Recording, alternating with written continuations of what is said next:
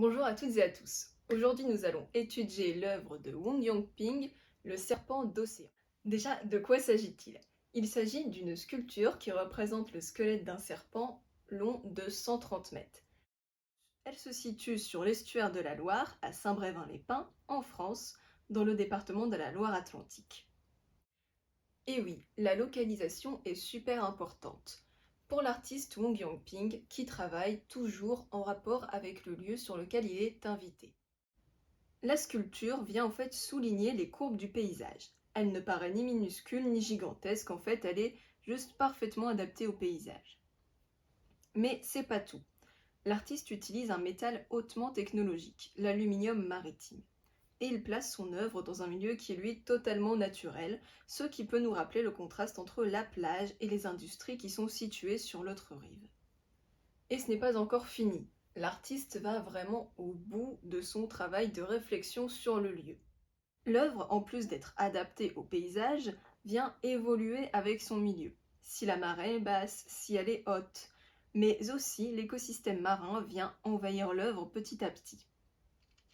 Elle est donc un peu différente chaque jour. C'est ce qu'on appelle une œuvre in situ, c'est-à-dire dans l'endroit même. En fait, si l'œuvre serait déplacée, exposée quelque part ailleurs, eh bien, elle perdrait tout son sens et tout son intérêt. Passons maintenant à la partie dite mythologique. Dans beaucoup de cultures, le serpent a une symbolique qui est assez forte, hein. Sagesse, mort, fertilité, tentation et j'en passe. En fait, l'artiste vient nous offrir une œuvre qui est ultra contemporaine, hein, une sculpture in situ d'un squelette de serpent, mais en même temps, il nous parle d'un sujet qui est ultra traditionnel. C'est un sujet qui est universel, qu'on aille de l'Orient à l'Occident. D'ailleurs, nous pouvons aussi faire un lien avec la vie de l'artiste lui-même, qui est né en Chine et qui a été naturalisé français. Wong Yongping s'amuse à créer une sorte de légende autour de ce serpent, en créant également sa mue qu'il expose dans différentes galeries et musées. Bref, à rappeler quand même que cette œuvre est à mettre en lien avec la question du programme, du projet à la réalisation d'une œuvre monumentale. Et oui, parce que pour faire un truc aussi gigantesque, vous imaginez bien qu'il ne faut pas s'y prendre à la dernière minute. L'artiste élabore tout un processus, croquis, maquettes, recherche de matériaux, etc., etc. L'artiste affirme d'ailleurs: la réalisation de l'œuvre étant déléguée, la seule chose que l'artiste peut fabriquer de ses mains, c'est la maquette. Et celle-ci a quand même une importance considérable dans le travail de l'artiste, parce que c'est elle qui va l'aider à comprendre comment créer son œuvre en fonction du lieu. Parce qu'il y a de nombreuses contraintes, inclinaison du sol, éventuelle tempête, marée.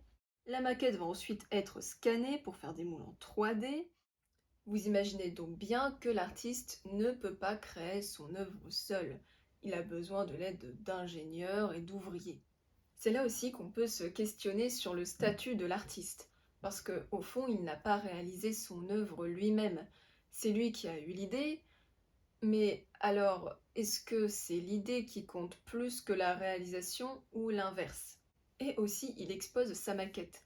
Alors, est-ce que la maquette est juste là pour représenter le travail de recherche de l'artiste, ou alors est-ce que c'est aussi une œuvre à part entière? Enfin, nous pouvons aussi faire des liens avec d'autres artistes, comme Christo et Jeanne-Claude, qui sont des artistes du land art, et qui travaillent toujours en fait en lien avec le paysage, et ils cherchent aussi à le mettre en avant. Ils font des œuvres qui sont monumentales et qui nécessitent beaucoup de préparation et aussi l'aide d'une équipe technique. Il y a aussi l'artiste JR qui expose ses immenses photographies dans l'espace public, mais nous pourrions également citer l'artiste Ernest Pigno-Ernest qui certes ne travaille pas la monumentalité, mais qui travaille toujours par rapport à l'histoire du lieu qu'il investit. Et enfin, bien sûr, Daniel Buren avec ses installations in situ dont le but est de mettre en valeur l'architecture du lieu. Voilà, merci beaucoup de m'avoir écouté et à bientôt.